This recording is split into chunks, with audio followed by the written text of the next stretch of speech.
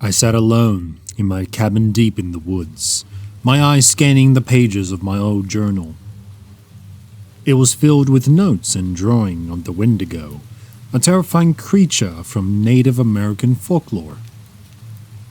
I've always been fascinated by the stories of this monster, but little did I know that my obsession would soon become a reality.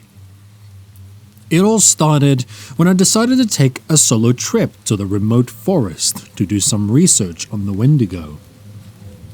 The quiet and peaceful surroundings seemed like the perfect place to fully immerse myself in my studies. However, as the sun began to set and the darkness crept in, I couldn't shake the feeling of being watched. Something was not right. I could hear the snap of twigs and the rustling of leaves coming from outside my cabin. My heart raced as I quickly shut my journal and peered through the window, but saw nothing. I convinced myself that it was just my imagination playing tricks on me, that I should focus on my work. But as the night went on, the noises grew louder and more frequent. I decided to go outside and investigate, armed with only a flashlight. I cautiously made my way through the thick trees, my footsteps echoing in the eerie silence. That's when I saw it. A dark figure standing still among the trees. Its long, slender limbs and sharp claws make it look like a distorted human. I froze in fear, unable to move as the creature's eyes locked onto mine. It let out a deafening howl that made my blood run cold. I turned and ran back to my cabin, my heart pounding in my chest, but the creature was right behind me, its haunting cry getting louder and closer with every step. I stumbled into my cabin and slammed the door shut, desperately trying to catch my breath. I quickly locked all the windows and doors, hoping to keep the creature out, but the sound of scratching and scrapping at the door made it clear that it was already inside. I grabbed my journal, hoping to find some answers, but all I found was a sketch of a Wendigo with the words, "Beware, it can mimic human voices," written underneath. Suddenly, I heard a voice calling out to me. "Please, help me. I'm lost in these woods. Help me, please. I'm lost in these woods," the voice cried. It sounded like a young man, and my heart ached at the thought of someone being in danger.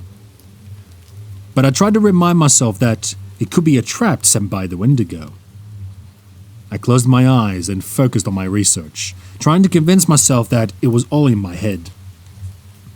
But the voice continued to call out, begging for help. I couldn't ignore it any longer.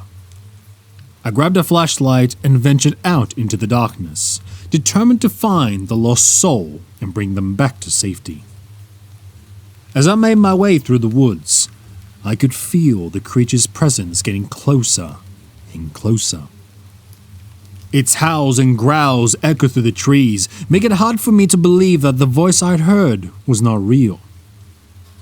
I soon stumbled upon a clearing, and in the middle stood a young man, his eyes wide with terror as he pleaded for my help. I ran towards him. I could see that he was not human. His skin was pale, and his features were distorted, his limbs long and slender like the Wendigo. I immediately knew the truth. The creature had lured me out here using the voice of its previous victim. I tried to run, but the Wendigo was quick and strong. It grabbed me with its sharp claws, its eyes glowing with hunger that sent shivers down my spine. But I refused to become its next meal. With all my strength, I fought back, using my flashlight to blind the creature and make my escape. I ran as fast as I could, fear propelling my legs forward until I reached my cabin.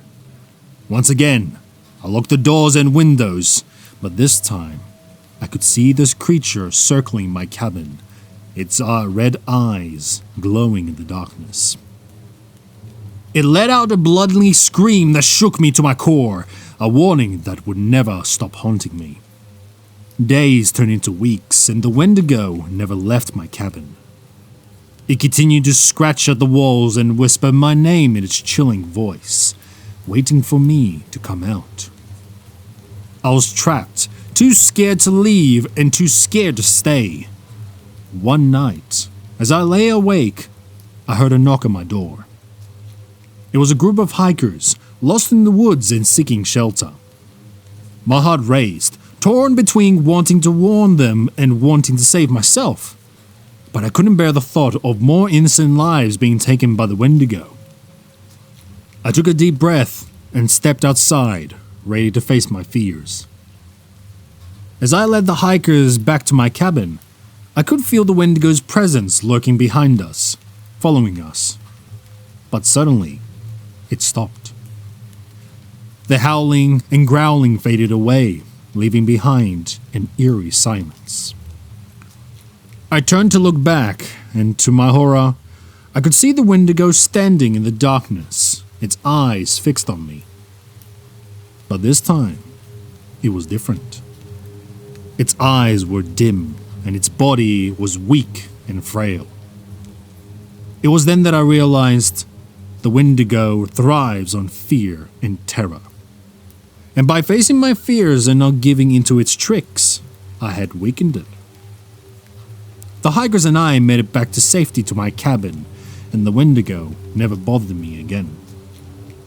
But the experience will forever haunt me, a reminder to never underestimate the power of our own fears. And I can't help but wonder how many others have fallen victim to the brutal and cunning Wendigo, and are still trapped in its endless cycle of terror.